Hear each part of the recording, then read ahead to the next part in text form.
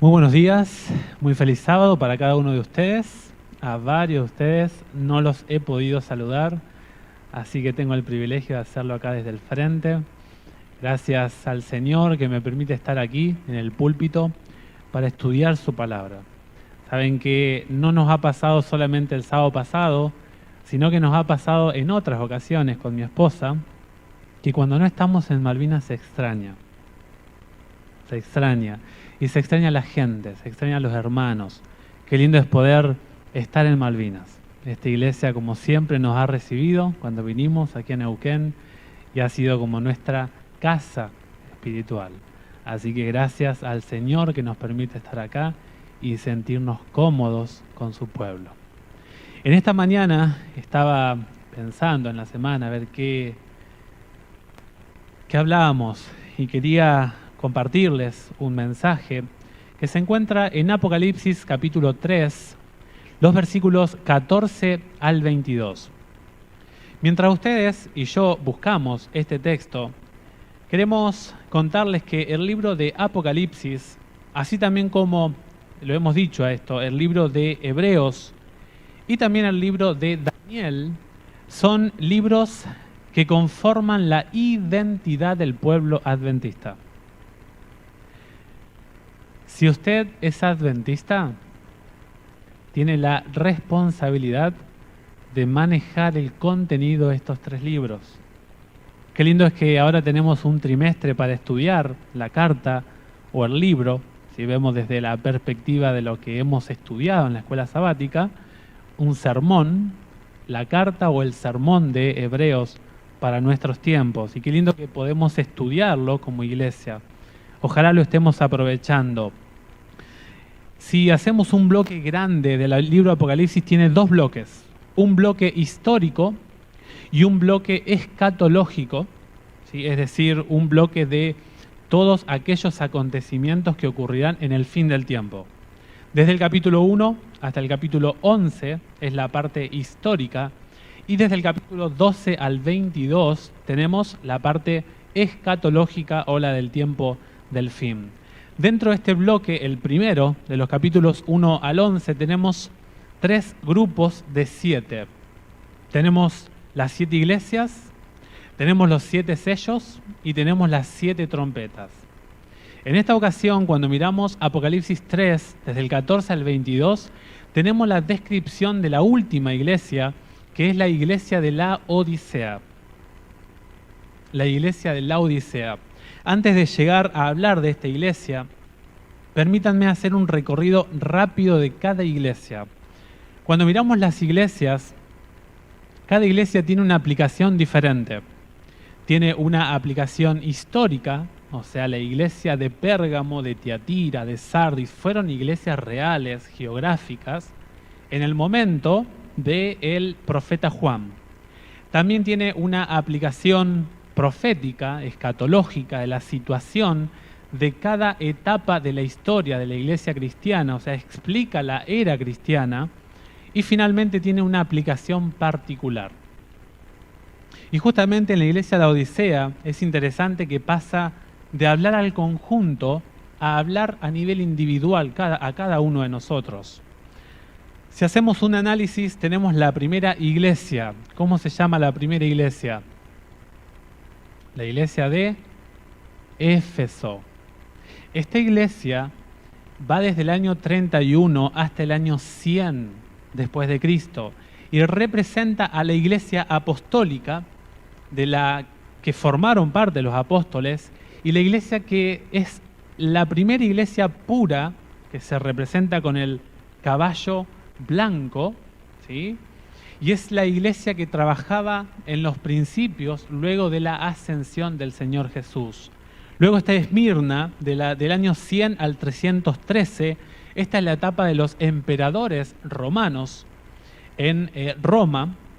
Y en esta etapa Satanás causó una persecución terrible en contra de la iglesia. Y aquí empezó la combinación entre paganismo y cristianismo. La tercera iglesia que tenemos es la iglesia de Pérgamo. La iglesia de Pérgamo va del año 315 al 538. se forma una especie de adoración al emperador. Y ya se establecieron las bases para la iglesia de Tiatira, que es la iglesia del cuerno pequeño, del hombre de pecado, de la bestia, del rey del norte. Todos esos títulos equivalen a la mujer Jezabel. Fue la etapa del oscurantismo. Estamos acá en la etapa de la Edad Media.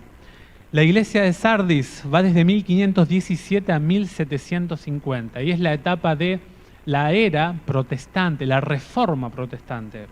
En esa época se levantaron hombres como Calvino, como Martín Lutero, como Zwinglio y varios más, que empezaron a hacer una reforma, un cambio. Se abrió las palabras del Señor, se tradujo más la Biblia y mucha gente tuvo más acceso a la palabra de Dios. Llegamos a la iglesia de Filadelfia del año 1750 a 1844. En esta etapa, luego de la reforma de la iglesia de Sardis, el anterior a Filadelfia, no se alcanzó a completar la reforma y la iglesia se estancó. Pero la profecía decía en Daniel 8:14 que para esta culminación del tiempo iba a ocurrir un reavivamiento en la iglesia. Y se levantó un hombre llamado Guillermo Miller, que empezó a estudiar la Biblia, que de paso no era de la iglesia adventista. Se levantó este hombre y empezó a predicar que Jesús venía pronto. Estudió por más de casi 2 décadas la Biblia y no se animaba a predicar. Y Dios levantó a este hombre y cuando lo llamaron a predicar, causó un impacto en la gente. Pero finalmente, luego del año 1888, pasó una crisis esta iglesia de Filadelfia. Y desde ese momento, pueden leerlo en el Congreso de Minneapolis, hubo una discusión muy fuerte sobre la justificación por la fe. Y luego de ese momento, la iglesia se empezó a estancar. Y llegamos a la etapa de la Odisea. La Odisea es una iglesia que se describe en esta condición terrible que fue cuando se estancó la iglesia de Filadelfia. Es interesante que Dios no tiene nada malo en contra de Filadelfia. No tiene nada negativo para decirle a Filadelfia. Ahora, a la Odisea, Dios no tiene nada bueno que decirle. Todas las cosas que Dios le dice a la Odisea son negativas. Y tengo que decirles que titulé este mensaje, este sermón, un mensaje para una iglesia moribunda. Un mensaje para una iglesia moribunda. Y quiero decirles de corazón que este mensaje primeramente fue para mí. Fue para mí. Y si usted es sincero, mi hermano, mi hermana, va a aceptar este mensaje muy duro que da el testigo fiel, el principio de la creación, el amén, Cristo Jesús. Y vamos a ver 3 aspectos, a ver si llegamos, vamos a ver hasta cuándo podemos presentar, pero la idea me gustaría que les quede en la mente y si ustedes pueden estudiarlo un poquito más, sería mucho mejor. El mensaje de la Odisea tiene 5 partes. Primeramente está la presentación de Jesús, el que da el mensaje. Luego van a ver ustedes que está la descripción de la enfermedad de la Odisea. La Odisea está enferma. Luego se nos presenta la cura. Finalmente se habla del propósito de este mensaje. ¿Por qué Dios lo da? ¿Para entristecernos a nosotros? ¿Para estar sin esperanza? Bueno, los versículos 19 y 20 habla el porqué de este mensaje. Y finalmente los versículos 21 y 22 habla del premio. La iglesia de la Odisea tiene una promesa de un premio a aquel que salga victorioso en este grupo, es el llamado que hace el testigo fiel a su iglesia. Entonces nosotros vamos a ver 3 partes. Quiero que hablemos un poquito de cómo se presenta Jesús. Luego hablemos un poquito de la enfermedad de la Odisea, para saber cómo estamos, ¿no? Si no se nos diagnostica la enfermedad, no sabremos cómo enfrentar la cura. Y finalmente hablemos un poquito de la cura. Noten ustedes el texto, Apocalipsis 3, versículo 14 al 22. Escribe al ángel de la iglesia en la Odisea: el Amén, el testigo fiel y verdadero, el principio de la creación, dice esto: yo conozco tus obras, que ni eres frío ni caliente. Ojalá fueras frío o caliente. Pero por cuanto eres tibio y no frío ni caliente, te vomitaré de mi boca. Tú dices: yo soy rico, me he enriquecido y de nada tengo necesidad.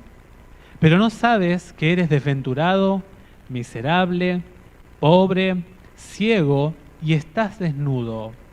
Por tanto, yo te aconsejo que compres de mí oro refinado en el fuego para que seas rico, y vestiduras blancas para vestirte, para que no se descubra la vergüenza de tu desnudez, y unge tus ojos con colirio para que veas. Yo reprendo y castigo a todos los que amo. Sé pues celoso y arrepiéntete. Yo estoy a la puerta y llamo. Si alguno oye mi voz y abre la puerta, entraré a él y cenaré con él y él conmigo. Al vencedor le concederé que se siente conmigo en mi trono, así como yo he vencido y me he sentado con mi Padre en su trono. El que tiene oído, oiga lo que el Espíritu dice a las iglesias. Este es el mensaje a la Odisea. No tiene nada positivo, nada bueno.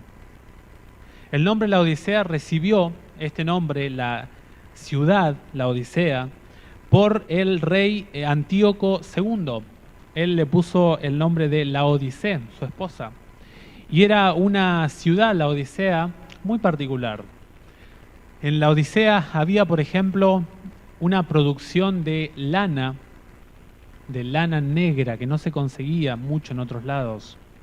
Los compradores venían a comerciar y era muy fructífero el comercio de lana negra en la Odisea.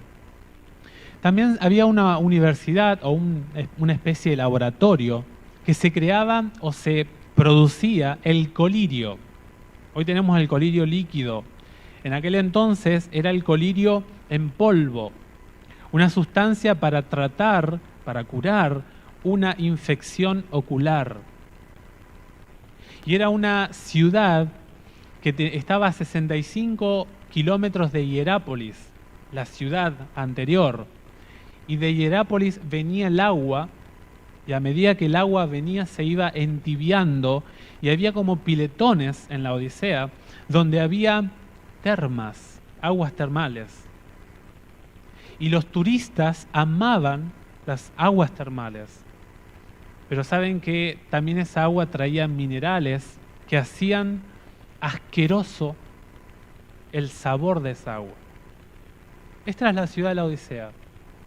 Y Jesús se va a presentar de una manera muy importante a esta iglesia. Jesús recibe en esta iglesia 3 títulos: el Amén, testigo fiel y verdadero, y también el principio de la creación. No quiero detenerme mucho en esto, pero en pocas palabras, Jesús se presenta como el Amén. La palabra Amén es un título a Cristo. Cuando nosotros decimos Amén, estamos diciendo así sea. Confiamos en eso. En 2 Corintios 1, 19 y 20 dice que en Cristo Jesús todas las profecías, todas las promesas son confiadas en sí y en el Amén. Él es el que trae la verdad. Él es el que puede ser totalmente confiable. Jesús es el que te trae la sinceridad. Cuando Jesús se presenta como el Amén en la Odisea, le está diciendo a la Odisea: yo no te voy a mentir. Yo soy la verdad. Yo soy el garante tuyo. En mí puedes confiar. Dice: yo te conozco. Sé tus obras. Puedes engañar a alguien de afuera que ve lo que estás haciendo, pero a mí no me engañas. Yo te voy a ser transparente, te voy a ser sincero. ¿Saben que en Isaías 65, 16, a Dios se le llama el Dios del Amén? el Dios de la verdad, el Dios que no miente. Porque Dios no puede renegar de sí mismo. Cuando Dios se presenta, cuando Cristo se presenta a la iglesia como el amén, le va a decir, confía en mi diagnóstico médico.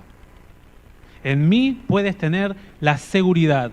En Deuteronomio 7:9 dice la Biblia, conoce pues que tu Dios, Jehová, es Dios, Dios fiel, Gemein, que guarda el pacto. Yo soy confiable, yo soy tu garante. El amén es Cristo a mi disposición de confiar en Él. Cuando se presenta así Cristo, es que no le va a mentir a la iglesia de la Odisea. El mensaje que recibe la iglesia de la Odisea no es de un pastor adventista, no es de un fundador de nuestra iglesia, es del amén que nos dice la verdad. El testigo fiel y verdadero es que Cristo tiene todas las cualidades, todas las prerrogativas, tanto divinas como humanas, para ser el testigo de Dios. Un humano pecador no puede ser testigo de Dios, y un ángel sin pecado no puede ser testigo de Dios. El testigo fiel y verdadero, se refuerza la idea de verdadero, del amén, es aquel que ha vencido en el plano humano y en el plano divino. Testigo fiel y verdadero. Y la palabra principio, que acá tenemos algunas divergencias con la Sociedad Testigo de Jehová, que toman este texto para decir que Jesús fue creado. El principio de la creación de Dios. ¿Qué significa la palabra arjé? Puede significar aquel que inicia algo, aquel que da origen a algo, aquel que da inicio a un evento o alguna acción.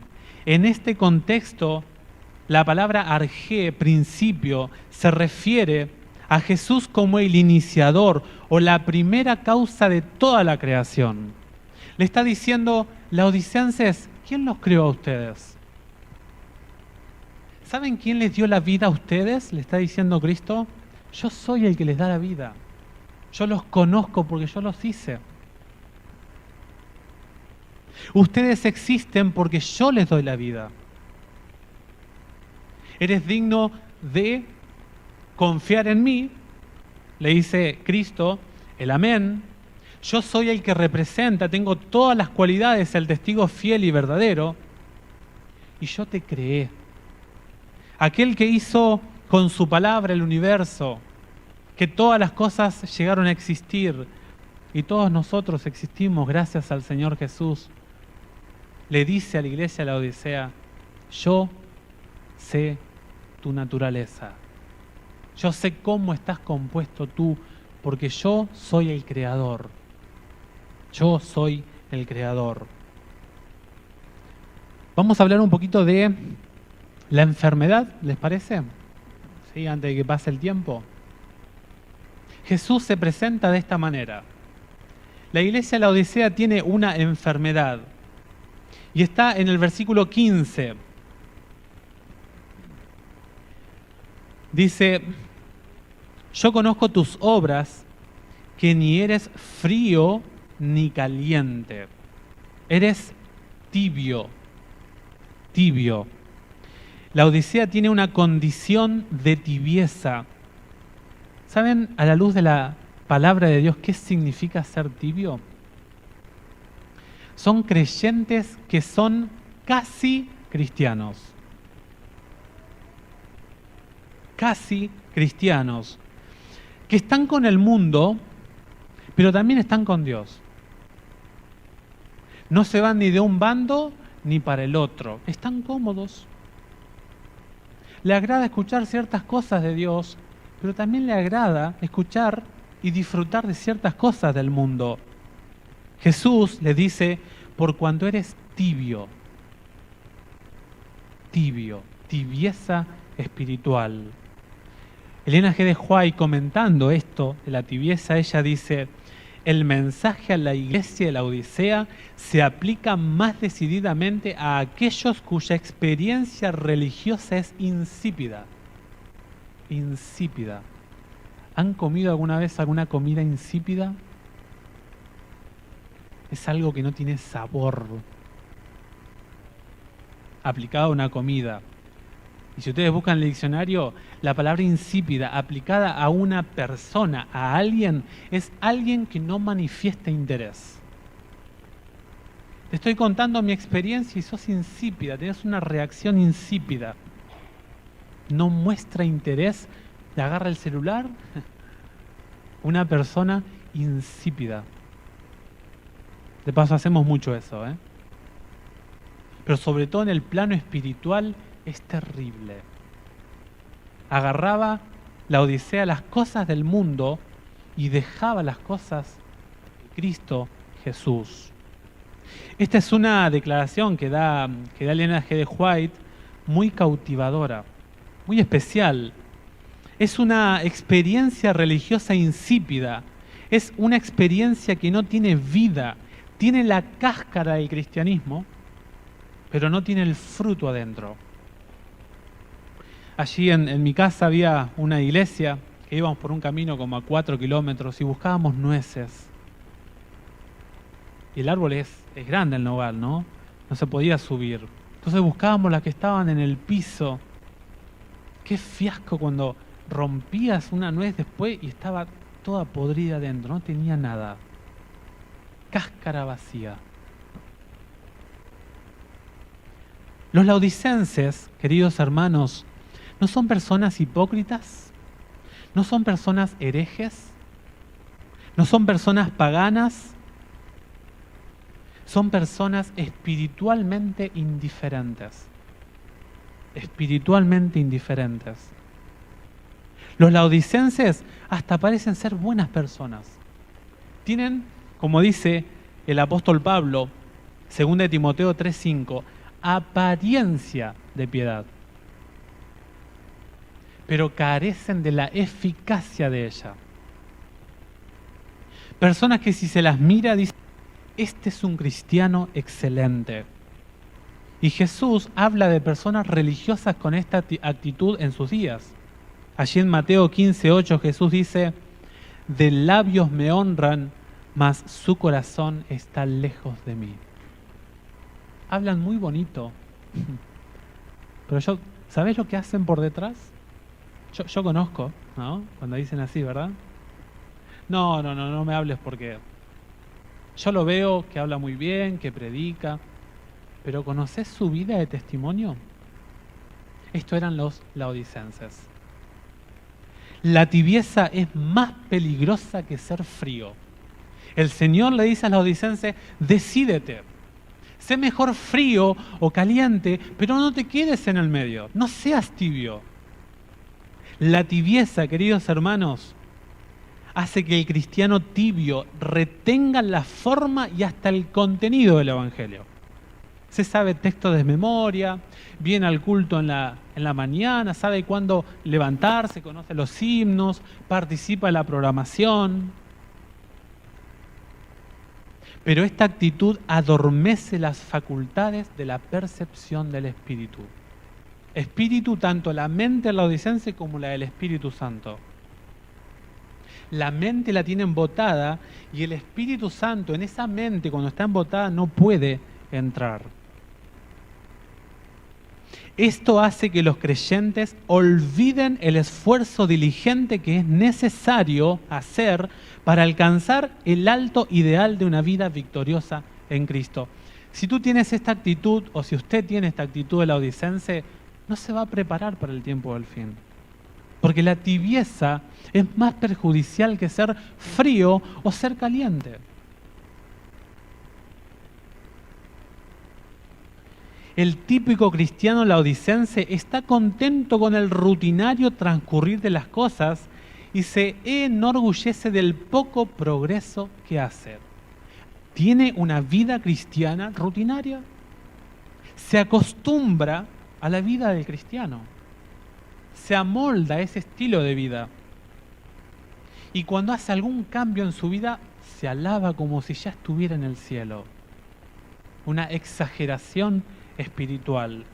Es casi imposible convencerlo de su gran necesidad y de cuán lejos se encuentra de la meta de la perfección.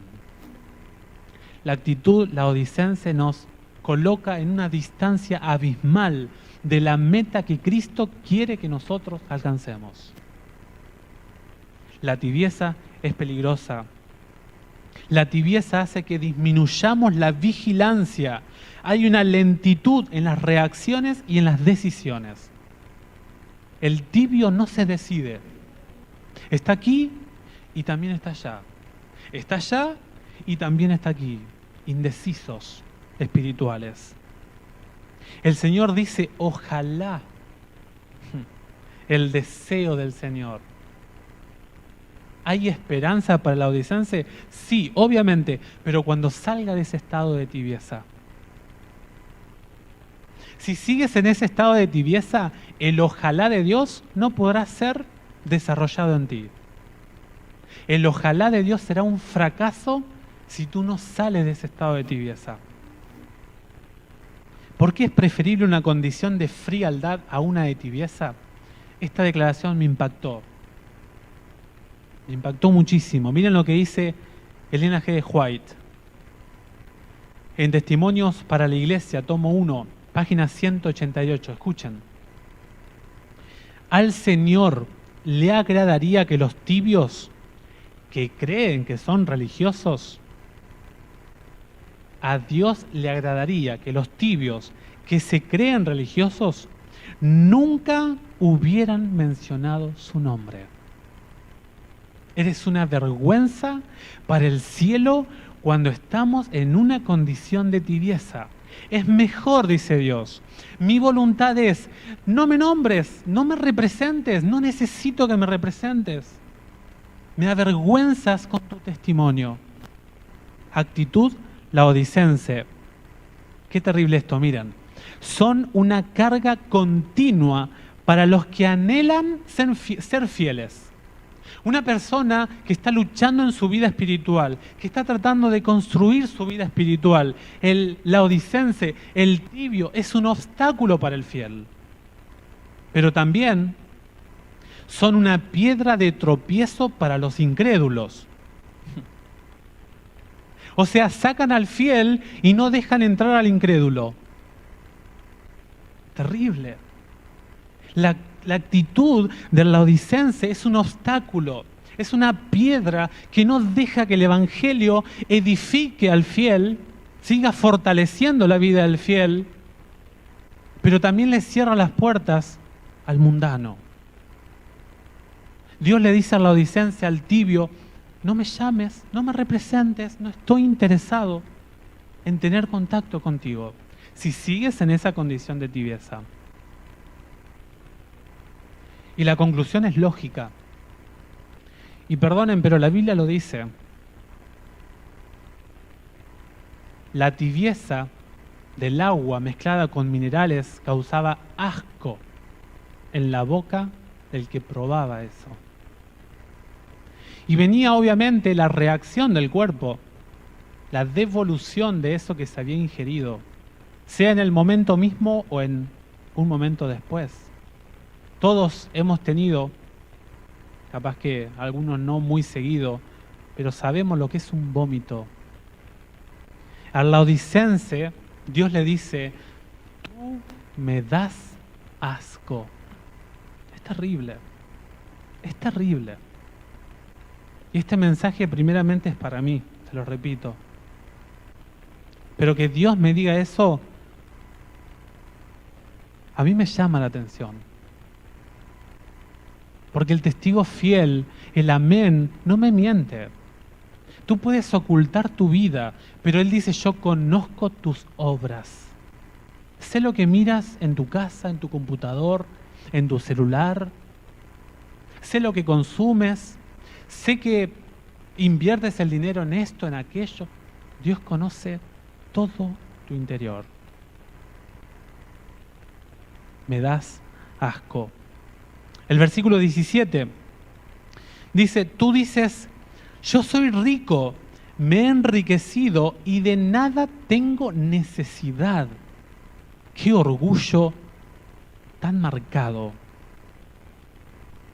Una petulancia tiene la Odisea. Y según la Real Academia Española, una actitud petulante es una actitud vana y exagerada de presunción. Es creer algo siendo que en la realidad no es así. Me creo algo que yo no soy. Y es interesante que la riqueza a veces es un problema en la vida del cristiano. Si tú, mi hermano, mi hermana, llegas a ser pobre, alaba al Señor, excepto si sabes qué lugar ocupa la riqueza en tu vida. Toda riqueza que te empobrezca espiritualmente, deséchala. Toda riqueza que te empobrezca espiritualmente, deséchala. El apóstol Pablo lo dijo así. 1 Timoteo 6:10, él dice, él no dice que la raíz de todos los males es el amor al dinero. No. El apóstol dice, el amor al dinero es la raíz de todos los males. El problema de la Odisea es que la riqueza estaba siendo un obstáculo en su vida de fe. Y si fuera rico, porque no es problema ser rico, pero Jesús dijo que es muy difícil que un rico ingrese al reino de los cielos. Pero ¿saben cuál es el problema de la Odisea? Dice, me he enriquecido. Está dejando de lado al dador de todas las cosas, que es Dios, y dice, gracias a mis esfuerzos, gracias a mis cualidades, gracias a lo que tengo. Si no hubiera estudiado no tendría el título, ¿verdad? Yo trabajo, me merezco el salario. Actitud laodicense. El Señor me da el trabajo. Él es el que me da la vida para trabajar cada día. Él me da la voz para hablar cada día. La Odisea se había olvidado de dónde provenía su existencia. Actitud laodicense. El amor a las riquezas produce confianza propia y olvido de Dios. Un estado de prosperidad me enceguece y no me deja ver mi verdadera condición espiritual. Es un obstáculo la riqueza. La prosperidad no es un alimento conveniente para la vida del cristiano y es un peligro constante en nuestra lucha por alcanzar la vida eterna. La estrategia de Satanás consiste en hacerte creer en algo que no sos. Hacerle creer en algo que usted no es. Es la estrategia. La Odisea dice, pero no es. Hay una discrepancia entre mi propio concepto y el concepto que tiene Dios. Dios le dice, tú dices, soy rica, me he enriquecido y no me hace falta nada. Ese es tu concepto. Pero ¿sabes cuál es tu realidad? La estrategia del enemigo de Dios es cegar la realidad, dejar de ver mi condición, colocar una estima propia más elevada de la que realmente yo soy. Y esto pasaba en los días de Cristo. Algunos de los líderes religiosos en los días de Jesús estaban ciegos. Y a tal punto que mataron al Hijo de Dios. Y no eran paganos, eran tibios, eran laodicenses, devolvían el diezmo. ¿Se acuerdan allí en Mateo 23? La menta, el eneldo, semillas chiquititas. Eran meticulosos en las obras externas. Yo soy porque hago esto. Pero Dios dice, ¿sabes cómo está tu interior? Muchos estaban en la oscuridad con respecto al tipo de reino espiritual que Jesús presentaría. Y por eso Jesús los llamó guías ciegos. Y la Biblia dice que al ciego, que después vamos a ver que llama al ciego, eres ciego, la mente del ciego está conducida por Satanás. Es terrible lo que está diciendo Dios para la Odisea. 2 Corintios 4:4. Por eso Dios le llama la atención a la iglesia de la Odisea.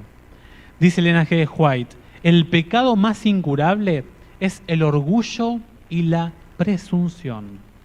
De paso, allí nació la rebelión de Lucifer. El orgullo y la presunción es el pecado más incurable. Estos defectos impiden todo crecimiento.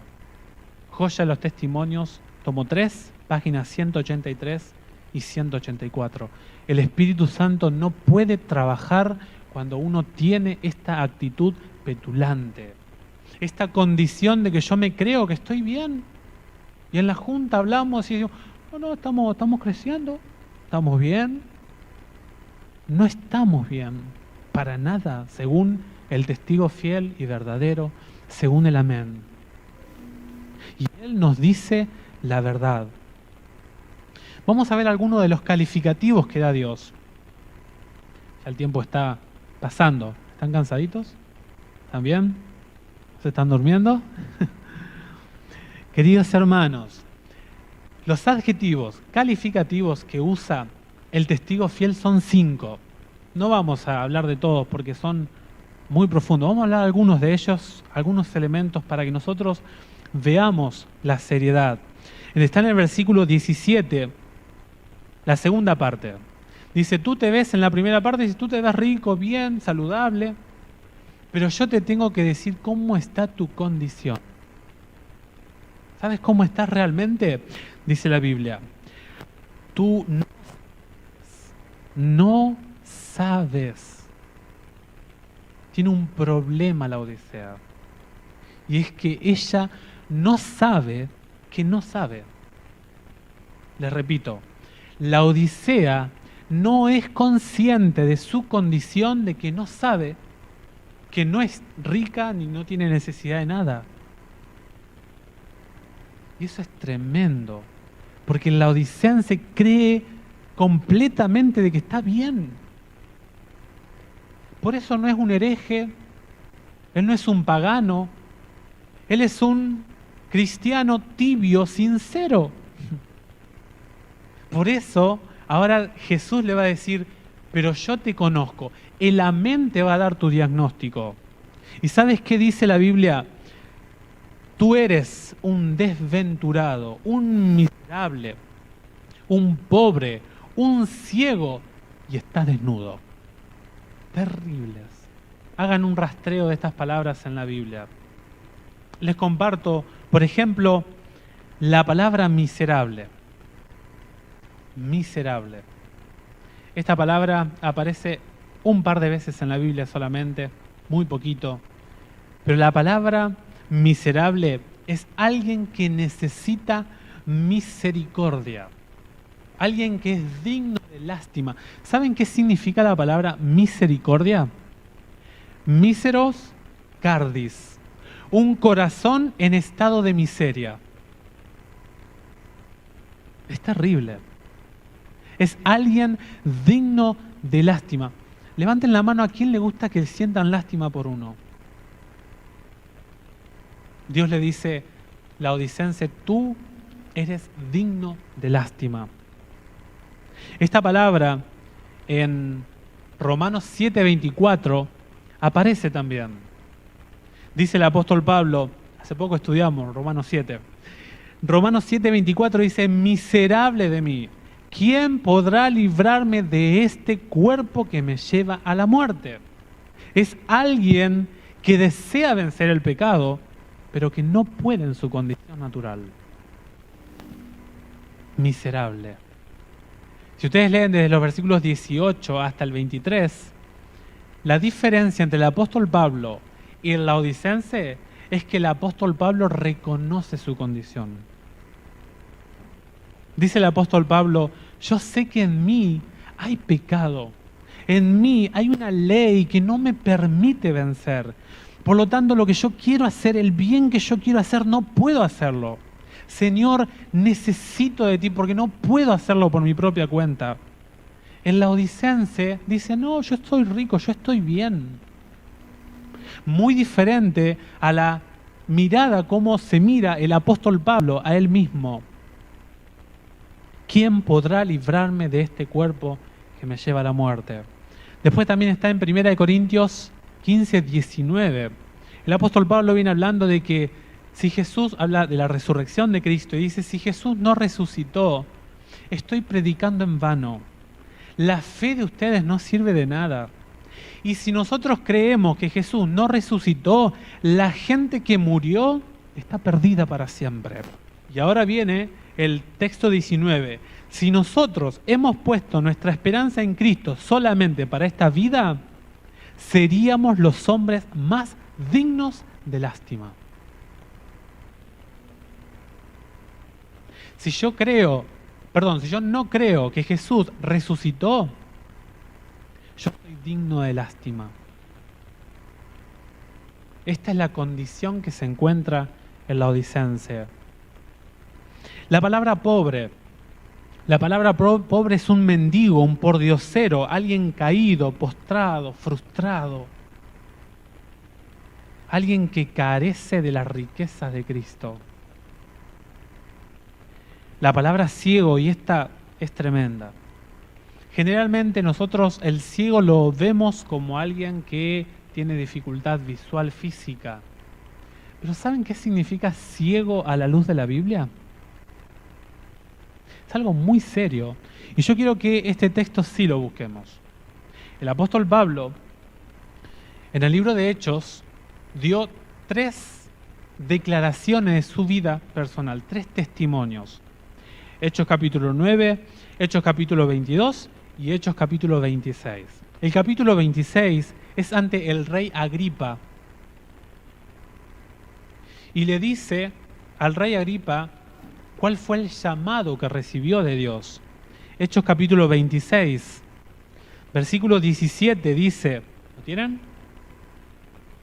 Dice, te libraré de los judíos y de las naciones paganas. A ellos te envío, versículo 18, para que les abras los ojos. ¿Y por qué se necesita abrir los ojos a los gentiles? Dice, para que se conviertan de las tinieblas a la luz. O sea que quien está en ceguera pertenece a quién, a la luz o a las tinieblas. Terrible. Dios le está diciendo que la Odisea está en una condición de ceguera, por lo tanto pertenece a Satanás. Es terrible. Si sigue en esa condición de tibieza, Dios no lo puede restaurar, no puede recibir la sanidad. Dice, y del imperio de Satanás al verdadero Dios, y por la fe en mí obtengan el perdón de los pecados y su parte en la herencia de los santos. Un ciego es quien pertenece al pecado, a quien no ha vencido su vida inmoral todavía en Cristo Jesús, que no quiere, que está cómodo como se siente. El apóstol Pablo en 2 Corintios 4:4 dice, 3 y 4, si nuestro evangelio todavía resulta impenetrable, lo es solo para aquellos que se pierden. El perdido no recibe el evangelio. ¿Y por qué el perdido no recibe el evangelio? Dice el versículo 4, para los incrédulos, a quienes el Dios, con minúscula, ¿no?, Satanás, de este mundo les ha enceguecido el entendimiento, a fin de que no vean el resplandor del evangelio de la gloria de Cristo, que es la imagen de Dios. Para Dios hay 2 bandos solamente. O estoy en la luz, o estoy en las tinieblas. La descripción o el camino que está transcurriendo el laodicense en ese estado de tibieza pertenece al mundo de tinieblas. Bien lo dijo Cristo en Lucas 11:23, dijo, el que no está conmigo, contra mí desparrama. Y el que conmigo no recoge, desparrama en contra mío. Solamente dos opciones. Desnudo. Alguien desnudo. Es alguien despojado de su ropa, quedó expuesto a la vergüenza. Eso es en el aspecto físico. En el aspecto espiritual, es alguien que no ha recibido la justicia de Cristo. Continúa en el estado de pecaminosidad revelado en Génesis 3. Busca sus hojas de higuera y no acepta las pieles del Cordero de Dios. Una persona que confía en su propia justicia. En el pasado se tenía la costumbre, saben que cuando Dios hablaba a través de Isaías, a través de Jeremías, a través de Ezequiel, hablaba ciertas características de cómo ellos iban a ser llevados al cautiverio. Y una de las acciones más vergonzosas que hacía un imperio que conquistaba a otro era desnudarlo. Se han encontrado registros arqueológicos, búscanlos, de hombres desnudos yendo cautivos. Y a las mujeres se les dejaba como una ropa y se les rompía esa ropa para que sus genitales se vieran. Un estado vergonzoso. Era una vergüenza que te quiten tu privacidad. Estaba desnuda la Odisea, en un estado vergonzoso. Esa es la descripción que hace Dios. Este era el estado de la Odisea. El pecado estaba haciendo estragos en la reputación de esta iglesia, en la vida de Testimonio. Bueno, hablemos un poquito de la cura. Hay cura, hay esperanza, no es que no hay esperanza. Y de paso yo les digo todas estas cosas no para hacerlos sentir mal, no. Y de paso había una de las partes, la cuarta parte era el propósito. En el versículo 19 y 20 se dice el porqué. Dice, yo reprendo y castigo a todos los que amo. Sé pues celoso y arrepiéntete. Si Dios no te amara, si Dios no me amara, no hubiera dejado este mensaje para nosotros. Hubiera dicho, tranquilo, seguí como estás, no hay problema, está todo bien. Pero el interés de un padre, cuando el nene va a meter los dedos en el enchufe, es, no, la disciplina. Porque no quiere que se electrocute, le dice que no. El amor de un padre que quiere que su hijo sea disciplinado. Por eso el versículo 19 dice, yo si te amo, te reprendo. Cuando la iglesia, este no es el tema, pero cuando la iglesia disciplina, no es para humillar al hermano. Si yo me equivoqué, cometí un error, la iglesia, y ha pasado, y he estado en iglesias que han hecho esto, llaman al hermano al frente y el pastor dice, hermanos, tenemos que desglosar a este hermano. Tenemos que aplicar una medida de disciplina. Y muchos cristianos se van de la iglesia. Me avergonzaron. ¿Quién se creen ustedes para andar divulgando mi pecado? Cuando la iglesia hace eso es porque se interesa en mi vida de testimonio. Me tiene en cuenta, me observa cómo camino en la vida cristiana. Hebreos 12, que ahora estamos estudiando, ¿no? Dice que si no se reprendiera a los hijos de Dios seríamos bastardos, seríamos malditos. La disciplina es por amor.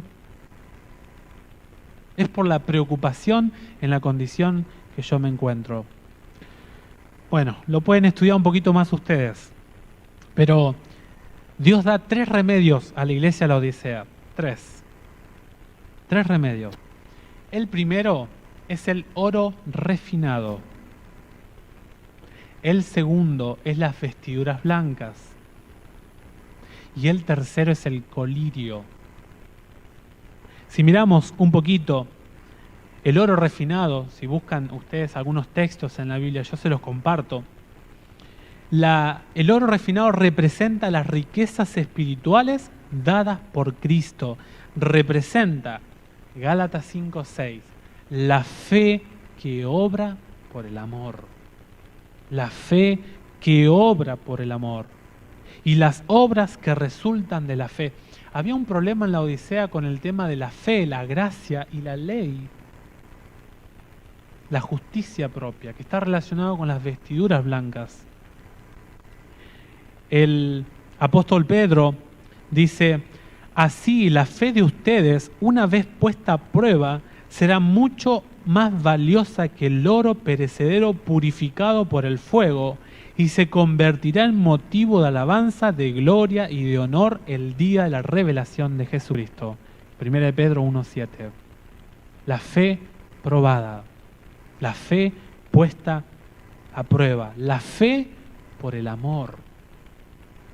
Las obras impulsadas por una fe correcta, amando al Señor. Job 23:10 dice: Él sabe en qué camino estoy. Si me prueban mi crisol, saldré puro como el oro. Una fe purificada.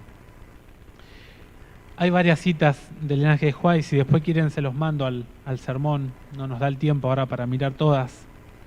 Pero, por ejemplo, Santiago 2:5 dice: escuchen, hermanos muy queridos, ¿acaso Dios no ha elegido a los hombres de este mundo para enriquecerlos en la fe y hacerlos herederos del reino que ha prometido a los que lo aman?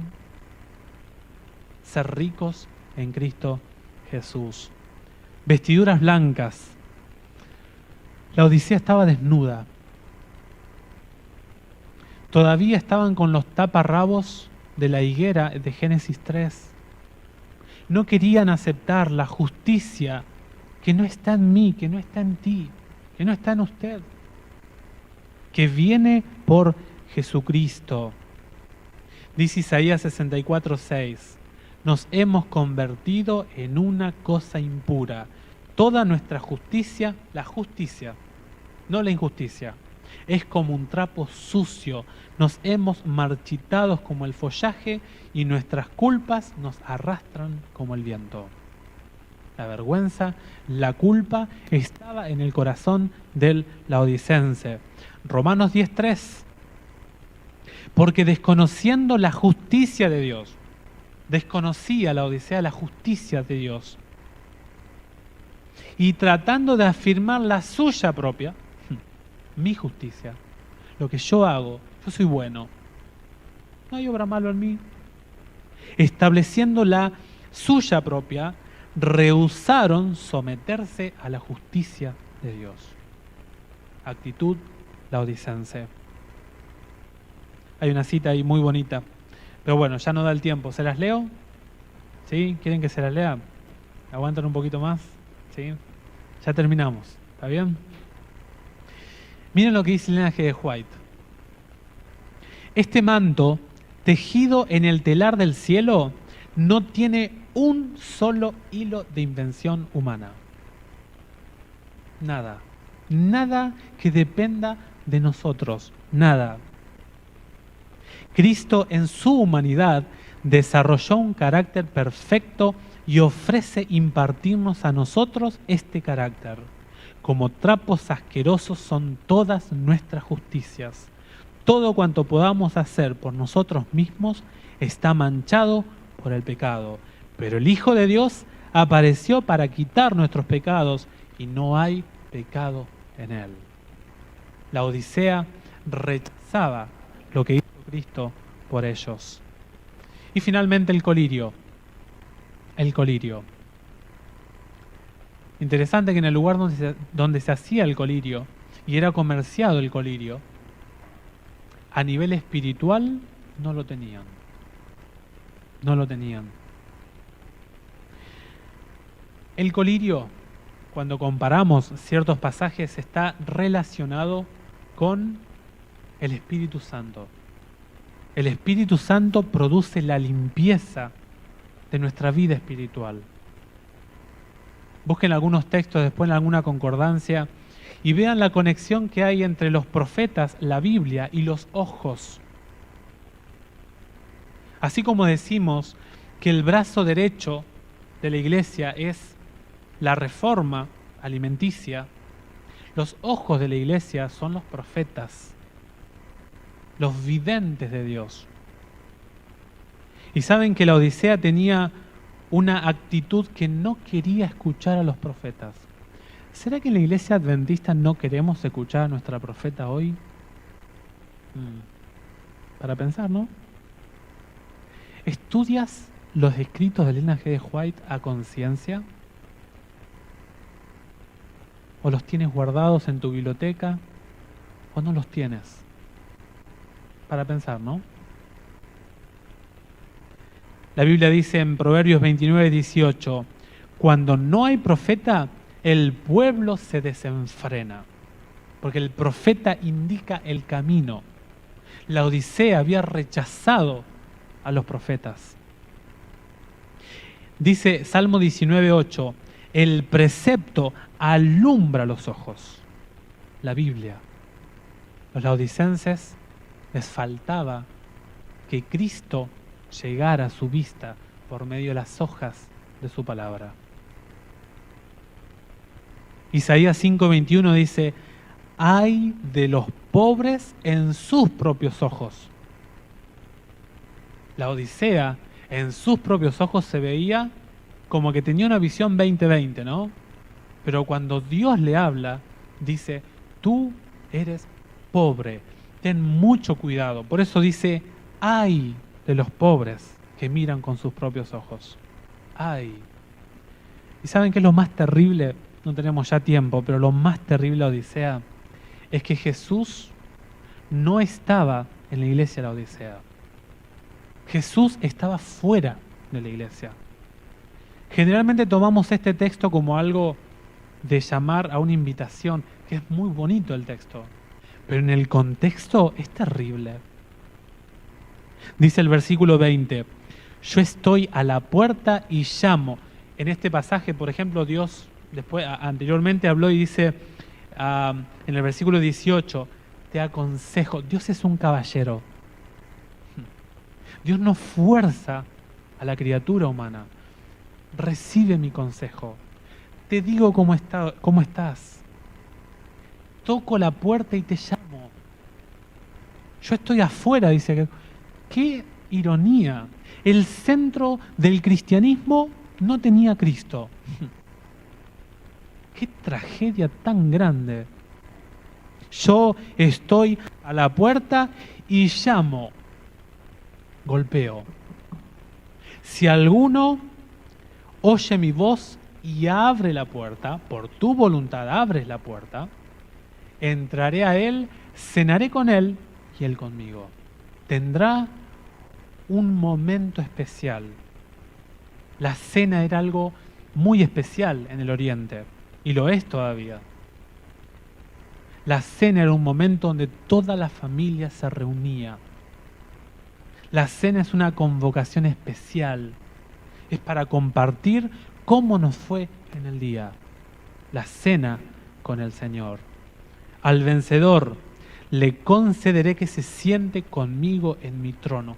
Quien salga de esta condición de tibieza va a ser victorioso, va a ser victoriosa. Jesús va de puerta en puerta parándose frente a cada templo del alma, proclamando, estoy a la puerta y llamo. Como un mercader celestial abre sus tesoros y exclama, compra de mí oro afinado en fuego. Ahí también entramos en un aspecto, ¿la salvación es gratis o tenemos que comprarla? Simplemente una idea con respecto a esto. Una compra es cuando se recibe algo y se entrega algo. Un regalo es algo cuando se debe recibir y ya. El laodicense tenía que entregar algo suyo y recibir algo a cambio. Tenía que entregar su condición de tibieza. Te aconsejo que me entregues tu situación, que adquieras lo que te puedo dar, dice Dios, y yo te lo voy a entregar. Que compres de mí. Oro afinado en fuego para que seas rico, y ropas blancas para que puedas vestirte y que no sea la vergüenza de no se vea la vergüenza de tu desnudez. El oro que ofrece no tiene mezcla, es más precioso que el oro de Ofir, porque es la fe y el amor. ¿Cómo estás como adventista hoy en día? ¿Será que te alabas por todas las cosas que te ofrece la estructura adventista? Estamos en más de 200 países presentes. Tenemos decenas de casas publicadoras. Tenemos casas editoras de libros. Tenemos un movimiento enorme cada verano de colportores que movilizan la lectura de las páginas del programa de salud para la humanidad de parte de Dios. Tenemos la voz profética de Elena G. de White. ¿Será que eso nos está hablando más fuerte? La estructura. Yo soy rica y me he enriquecido. ¿Será que esta estructura está volviéndonos ciegos? Ojalá que este mensaje nos haga pensar, nos haga pedirle a Dios que Él nos dé un reavivamiento en estos tiempos tan difíciles para la vida espiritual. Y se vienen más. Se vienen más tiempos difíciles para el pueblo de Dios. Y compartimos un pasaje que hablábamos en los 10 días de oración. Jeremías 12:5. Si te has cansado con los que has corrido a pie, ¿cómo harás cuando corras con los que van a caballo? Ojalá que salgamos de nuestro estado de tibieza espiritual. Es mi deseo de corazón. Que Dios les bendiga ricamente. Padre Santo que estás en los cielos, gracias Señor por este libro de Apocalipsis, por tu palabra profética que nos muestra, Señor, cuál sería la condición de tu iglesia previo a tu segunda venida. Y es, Señor, entendiendo esta condición que pedimos tu Espíritu Santo en nuestras vidas, que nos muestres cómo estamos. Podemos pensar que estamos de una manera, pero tú nos ves de otra. Y te pedimos que nos muestres nuestra condición. Y Señor, te pedimos que nos ayudes a asirnos, a tomar esos remedios que tú nos has dejado por escrito. Señor, que podamos tomarlos, comprarlos, hacerlos nuestros y que tú nos prepares, como dices en tu palabra, que tú nos dices esto y nos reprendes por amor, que podamos prepararnos y estar listos para poder recibirte en las nubes de los cielos. Bendice, Señor, a cada familia, a cada hermano, a cada visita que ha venido hasta aquí, que tú puedas despedirnos con tu paz y con la presencia de tu Espíritu Santo. En el nombre de Jesús, amén.